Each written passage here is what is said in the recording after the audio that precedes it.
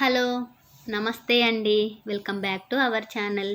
ఈరోజు మన కిచెన్లో రెసిపీ వచ్చేసి టొమాటో ఎగ్ కర్రీ. దీన్ని ఎలా తయారు చేసుకోవాలో చూద్దాము.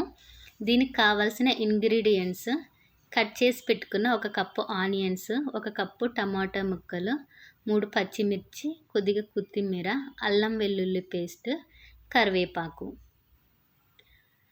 ఫస్ట్ అయితే మనం స్టవ్ ఆన్ చేసేసుకొని ఒక ప్యాన్ పెట్టుకొని ప్యాన్ హీట్ ఎక్కాక కొద్దిగా ఆయిల్ పోసుకొని ఆయిల్ హీట్ ఎక్కాక కొద్దిగా జీలకర్ర, ఆవాలు, మనం కట్ చేసి పెట్టుకున్న ఆనియన్స్ ఇవన్నీ వేసుకొని ఫ్రై చేసుకోవాలి.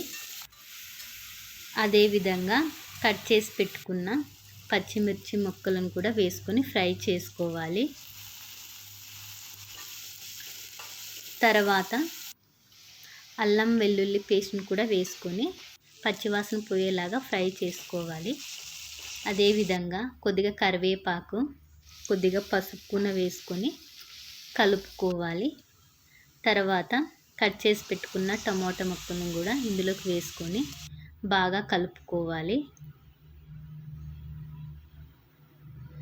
తర్వాత కొద్దిగా టేస్ట్కు సరిపడా ఉప్పును కూడా వేసేసుకొని బాగా కలుపుకోవాలి. ఇక్కడైతే మనకి వాటర్ అవసరం లేదు అండి. టమోటాలోనే వాటర్ కంటెంట్ ఎక్కువగా ఉంటుంది కాబట్టి అదే మనకి కూరకు సరిపోతుంది. సిమ్లో పెట్టుకొని బాయిల్ చేసుకోవాలి. ఇక్కడైతే ఆఫ్టర్ 10 మినిట్స్ టమోటా అయితే కుక్ అయిపోయింది. తర్వాత చిల్లీ పౌడరు, ధనియాల పౌడర్ వేసేసుకొని ఒక 2 మినిట్స్ మూత పెట్టేసేసుకొని వదిలేద్దాము. తర్వాత ఇక్కడ నేను 6 ఎగ్స్ తీసుకుంటున్నాను. ఈ ఎగ్స్ని 2 స్లైసెస్గా అయితే కట్ చేసుకుంటున్నాను.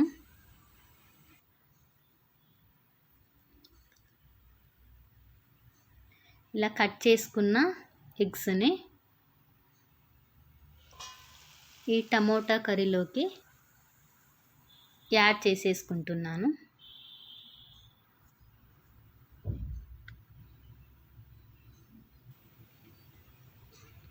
ఇలా అంతా యాడ్ చేసేసుకొని లాస్ట్లో కొద్దిగా కొత్తిమీర కూడా గార్నిష్ చేసేసుకొని ఈ ఎల్లోసొన బయటికి రాకోకుండా నిదానంగా కలుపుకోవాలి.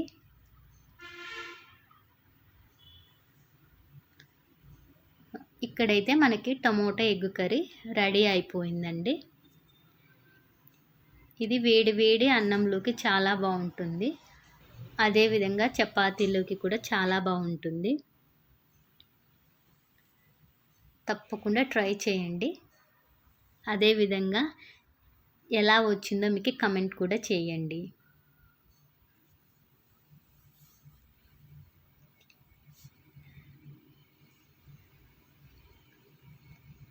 Please subscribe to my channel. Thank you for watching my channel.